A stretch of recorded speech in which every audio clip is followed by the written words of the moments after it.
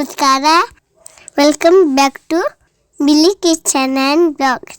ಇಲ್ಲಿ ಮಳೆ ಬೀಳ್ತಿರ್ಬೇಕಾದ್ರೆ ಗರಿ ಗರಿಯಾಗಿ ಏನಾದರೂ ಸ್ನ್ಯಾಕ್ಸ್ನ ತಿನ್ನಬೇಕು ಅಂತ ಅನಿಸ್ತಿರತ್ತೆ.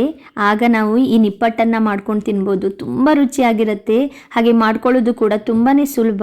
ಈ ಮಳೆಯ ಟೈಮಲ್ಲಿ ಬರುವಾಗ ಈ ರೀತಿಯ ನಿಪ್ಪಟ್ಟುಗಳನ್ನು ಮಾಡ್ಕೊಳ್ತೀನಿ. ಇಲ್ಲಿ ನಾನು 1 ಕಪ್ ಅಕ್ಕಿ ಹಿಟ್ಟು, ಅಚ್ಚ ಖಾರದ ಪುಡಿ 1 ಸ್ಪೂನು, ಸ್ವಲ್ಪ ಉಪ್ಪು ರುಚಿಗೆ ತಕ್ಕಷ್ಟು, ಕಡಲೆ ಹಿಟ್ಟು 1/4 ಕಪ್ಪು, ಜೀರಿಗೆ 1 ಸ್ಪೂನು, ಹಾಗೆ ಕರಿಬೇವಿನ ಎಲೆಗಳು, ತುಪ್ಪ 2 ಸ್ಪೂನು, ಹಾಗೆ ಕೊತ್ತಂಬರಿ ಸೊಪ್ಪು, 1 ಕಪ್ ಹುರ್ಗಡ್ಲೆ, ಎಳ್ಳು, 1/4 ಕಪ್ ನೆಲಗಡಲೆ ಬೀಜ, ಇವೆಲ್ಲವನ್ನು ತಗೋಬೇಕು.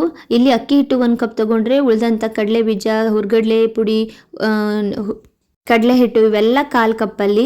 ನಾನಿಲ್ಲಿ ಹುರ್ಗಡ್ಲೆ ಮತ್ತು ನೆಲಗಡಲೆ ಬೀಜವನ್ನು ತರಿಯಾಗಿ ಇದು ಮಾಡ್ಕೋತಾ ಇದ್ದೀನಿ, ಪುಡಿ ಮಾಡ್ಕೋತಾ ಇದ್ದೀನಿ. ಯಾಕಂದರೆ ಈ ಪುಡಿನ ತರಿಯಾಗಿ ಮಾಡ್ಕೋಬೇಕು ಈ ರೀತಿಯಾಗಿ, ಯಾಕಂದರೆ ಚೆನ್ನಾಗಿರುತ್ತೆ ಕವಾಯಿಗೆ ಸಿಗುವಾಗ. ಇಲ್ಲಿ ನಾನು ಎಲ್ಲವನ್ನು ಏನೆಲ್ಲ ತೊಗೊಂಡಿದ್ದೀನಿ ಎಲ್ಲವನ್ನು ಒಟ್ಟಿಗೆ ಒಂದು ಪಾತ್ರೆಗೆ ಹಾಕ್ಕೊಂಡು ಮಿಕ್ಸ್ ಮಾಡ್ಕೋತಾ ಇದ್ದೀನಿ. ಪ್ರತಿಯೊಂದನ್ನು ನಾವು ಇದಕ್ಕೆ ಮಿಕ್ಸ್ ಮಾಡ್ಕೊಳ್ಳುವಂಥದ್ದು. ಇದರಲ್ಲಿ ಸಪ್ರೇಟಾಗಿ ಹಾಕಲಿಕ್ಕೆ ಅಂತ ಇಲ್ಲ. ಎಲ್ಲವನ್ನು ನಾವು ಏನೇನು ತೊಗೊಂಡಿದ್ದೀವಿ, ಅಕ್ಕಿ ಹಿಟ್ಟು, ಕಡಲೆ ಹಿಟ್ಟು, ಕಡಲೆ ಬೀಜ, ಹುರ್ಗಡ್ಲೆ ಬೀಜ, ಆಮೇಲೆ ಎಳ್ಳು ಎಲ್ಲವನ್ನು ಹಾಕಿ ಈ ರೀತಿಯಾಗಿ ಒಂದು ತುಪ್ಪ ಹಾಕ್ಕೊಂಡು ಕಲಿಸ್ಕೊಳ್ಳುವಂಥದ್ದು. ತುಪ್ಪದಲ್ಲಿಯೇ ಫಸ್ಟ್ ಕಲಿಸ್ಕೋಬೇಕು. ಈ ರೀತಿ ಕಲಿಸ್ಕೊಂಡು ನಮಗೆ ಈ ಥರ ಉಂಡೆ ಮಾಡಲಿಕ್ಕೆ ಬರಬೇಕು. ಉಂಡೆ ಮಾಡಿ ಈ ಥರ ಒಡೆಯುವಾಗ ಅದು ಇದಾಗಬೇಕು. ಅಲ್ಲಿವರೆಗೆ ನಾವು ನೀಟಾಗಿ ಕಲಿಸ್ಕೋಬೇಕು. ಅದಾದಮೇಲೆ ಸ್ವಲ್ಪನೇ ನೀರು ಹಾಕ್ಕೊಂಡು ಕಲಿಸ್ಕೋಬೇಕು. ಇಲ್ಲಿ ತುಪ್ಪ ಅಥವಾ ಎಣ್ಣೆ ಯಾವುದಾದ್ರೂ ಯೂಸ್ ಮಾಡ್ಬೋದು. ಕೆಲವರು ಡಾಲ್ಡವನ್ನು ಯೂಸ್ ಮಾಡ್ತಾರೆ.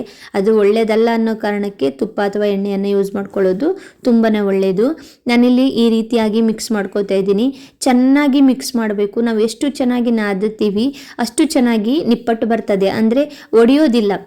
ನಾವೀಗ ಎಣ್ಣೆಗೆ ಬಿಟ್ಟ ತಕ್ಷಣ ಒಡೆದೊಡೆದು ಹೋಗುತ್ತೆ, ಆ ರೀತಿ ಏನೂ ಆಗಲ್ಲ. ನಿಪ್ಪಟ್ಟು ಮಾಡುವಾಗ ಈ ರೀತಿಯಾಗಿ ಚೆನ್ನಾಗಿ ಮಿಕ್ಸ್ ಕೊಡಬೇಕು. ಇದನ್ನು ಹಬ್ಬಗಳಲ್ಲಿ, ಇನ್ನೇನು ಹಬ್ಬಗಳ ಸಾಲು ಸ್ಟಾರ್ಟ್ ಆಗುತ್ತೆ ಅದಕ್ಕೆಲ್ಲ ನಾವು ಈ ರೀತಿಯ ನಿಪ್ಪಟ್ಟುಗಳನ್ನೆಲ್ಲ ಮಾಡ್ಕೊಂಡಿಟ್ಕೊಂಡ್ರೆ ಹಬ್ಬದಲ್ಲಿ ಇಡಲಿಕ್ಕೆ ಚೆನ್ನಾಗಿರುತ್ತೆ. ನಾನೇನು ಮೆಜರ್ಮೆಂಟ್ ತೊಗೊಂಡಿದ್ದೀನಿ ಇದು ಕಮ್ಮಿ ಅಂದರೂ ಒಂದು 20ರಿಂದ 25 ನಿಪ್ಪಟ್ಟುಗಳು ಆಗ್ತದೆ. ಆಲ್ಮೋಸ್ಟ್ 23, 24 ಆ ರೀತಿ ಆಗಿತ್ತು ನಾನು ಮಾಡಿದಾಗ. ಚೆನ್ನಾಗಿ ಬರುತ್ತೆ ಮತ್ತು ರುಚಿ ಕೂಡ ಹಾಗೆ ಅಷ್ಟೇ ಚೆನ್ನಾಗಿರುತ್ತೆ. ಈ ರೀತಿಯಾಗಿ ಕಲಿಸ್ಕೊಂಡು ಒಂದು 20 ನಿಮಿಷ ಬಿಟ್ಟು ಈ ರೀತಿಯಾಗಿ ಉಂಡೆಗಳನ್ನು ಮಾಡಿಕೊಂಡು ಒಂದು ಕವರ್ ಆದರೂ ಆಗುತ್ತೆ, ಇಲ್ಲ ಹೋಳಿಗೆ ಪೇಪರ್ ಆಗುತ್ತೆ, ಯಾವುದಾದ್ರೂ ಆಗುತ್ತೆ. ನಿಮಗೆ ಯಾವುದು ಕನ್ವೀನಿಯೆಂಟ್ ಇದೆ, ಅವೈಲೇಬಲ್ ಇದೆ ಮನೆಯಲ್ಲಿ ಈಸಿಯಾಗಿ ಅದರಲ್ಲಿ ಮಾಡ್ಕೋಬೋದು. ಈ ರೀತಿಯಾಗಿ ತಟ್ಟಿ ಇದನ್ನು ಎಣ್ಣೆಗೆ ಬಿಡುವಂಥದ್ದು. ಒಂದೇ ಸರಿ ಒಂದು 5-6 ಮಾಡಿಟ್ಕೊಂಡ್ರೆ ಎಣ್ಣೆ ಬಿಡಲಿಕ್ಕೆ ಚೆನ್ನಾಗಿರುತ್ತೆ. ನಾನಿಲ್ಲಿ 3 ಇದನ್ನು ಮಾಡಿಕೊಂಡು ಎಣ್ಣೆಗೆ ಬಿಟ್ಕೋತಿದ್ದೀನಿ. ಪಾತ್ರೆ ಸ್ವಲ್ಪ ಸಣ್ಣದಿರೋದ್ರಿಂದ 3 ಸಾಕು. ತುಂಬ ಒತ್ತಾಗಿದ್ರೂ ಚೆನ್ನಾಗಿ ಅದು ಬೇಯಲ್ಲ. ಇದನ್ನು ಮೀಡಿಯಮ್ ಉರಿಯಲ್ಲೇ ಇಟ್ಕೊಂಡು ಬೇಯಿಸಬೇಕು. ಹೈ ಫ್ಲೇಮ್ ಇಟ್ಕೊಂಡ್ರೆ ಫುಲ್ ಕರ್ರಾಗಿಬಿಡುತ್ತೆ. ಲೋ ಫ್ಲೇಮ್ ಇಟ್ಟರೆ ಕೂಡ ಚೆನ್ನಾಗಿ ಬೇಯಲ್ಲ. ಮೀಡಿಯಮಲ್ಲಿ ಇಟ್ಕೊಂಡು ಬೇಯಿಸ್ಕೋಬೇಕು. ತುಂಬ ಚೆನ್ನಾಗಿರುತ್ತೆ. ಇದನ್ನು ತಿನ್ನಲಿಕ್ಕೆ ಮಕ್ಕಳು ಕೂಡ ತುಂಬ ಇಷ್ಟಪಟ್ಟು ತಿಂತಾರೆ. ನೋಡಿ, ನೀವು ನೋಡ್ತಿರ್ಬೋದು ಎಷ್ಟು ಚೆನ್ನಾಗಿ ಬಂದಿದೆ ಅಂತ.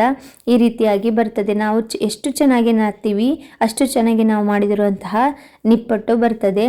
ಹಬ್ಬ ಹರಿದಿನಗಳಲ್ಲಿ ಇದನ್ನ ಮಾಡಿಟ್ಕೊಳ್ಬೋದು, ಅಥವಾ ಸಂಜೆ ಹೊತ್ತಿಗೆ ಸ್ನ್ಯಾಕ್ಸ್ ಆಗಿ ಇದನ್ನು ಮಾಡ್ಕೊಳ್ಬೋದು. ದೇವರಿಗೆ ನೈವೇದ್ಯಕ್ಕೋಸ್ಕರ ನಾವು, ಅಂದರೆ ಹಬ್ಬದಲ್ಲಿ ಎಲ್ಲ ದೇವರಿಗೆ ನೈವೇದ್ಯಕ್ಕೋಸ್ಕರ ನಾವು ಈ ನಿಪ್ಪಟ್ಟುಗಳನ್ನೆಲ್ಲ ಚಕ್ಲಿ, ನಿಪ್ಪಟ್ಟು ಇಂಥವೆಲ್ಲ ಮಾಡಿಟ್ಕೊಂಡ್ರೆ ಚೆನ್ನಾಗಿರುತ್ತೆ.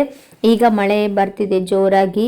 ಇಂಥ ಟೈಮಲ್ಲಿ ಈ ರೀತಿಯ ನಿಪ್ಪಟ್ಟುಗಳು, ಈ ರೀತಿಯ ಸ್ನ್ಯಾಕ್ಸ್ ಐಟಮನ್ನು ಮಾಡಿಟ್ಕೊಂಡ್ರೆ ಸಂಜೆ ಹೊತ್ತಿಗೆ ತುಂಬ ಚೆನ್ನಾಗಿರುತ್ತೆ. ನಿಮಗೆ ನಾನು ಮಾಡ್ತಿರುವಂತಹ ರೆಸಿಪಿಗಳು ಇಷ್ಟ ಆಗ್ತಾ ಇದ್ದರೆ ನನ್ನ ಚಾನಲ್ನ ಸಬ್ಸ್ಕ್ರೈಬ್ ಮಾಡೋದನ್ನ ಮರಿಬೇಡಿ. ಹಾಗೆ ಪಕ್ಕದಲ್ಲಿರುವಂತಹ ಬೆಲ್ ಐಕಾನ್ನ ಕ್ಲಿಕ್ ಮಾಡಿ.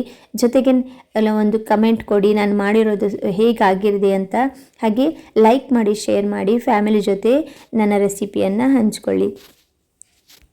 ನೋಡಿದ್ರಲ್ಲ ಎಷ್ಟು ಚೆನ್ನಾಗಿ ಬಂದಿದೆ, ತುಂಬಾ ಚೆನ್ನಾಗಿ ಬಂದಿದೆ. ನಾನೊಂದು 24 ಮಾಡಿದ್ದೆ. ಇದೇ ಮೆಜರ್ಮೆಂಟಲ್ಲಿ ಮಾಡಿದರೆ ನಿಮಗೆ ತುಂಬಾ ಚೆನ್ನಾಗಿರುತ್ತೆ. ಇದು ಸೌಂಡ್ ಕೂಡ ಹಾಗೆ ಅಷ್ಟು ಚೆನ್ನಾಗಿ ಕುರುಮ್ ಅನ್ನುತ್ತೆ, ಅಷ್ಟು ಚೆನ್ನಾಗಿ ಬರ್ತದೆ. ಇನ್ನೂ ಹೆಚ್ಚಿನ ರೆಸಿಪಿಗಳಿಗಾಗಿ ನನ್ನ ಚಾನಲ್ನ ನೋಡ್ತಾ ಇರಿ. ನಮ್ಮ ರೆಸಿಪಿ ನಿಮ್ಗೆ ಇಷ್ಟ ಆದರೆ ನನ್ನ ಚಾನಲ್ನ ಸಬ್ಸ್ಕ್ರೈಬ್ ಮಾಡಿ. Thanks for watching.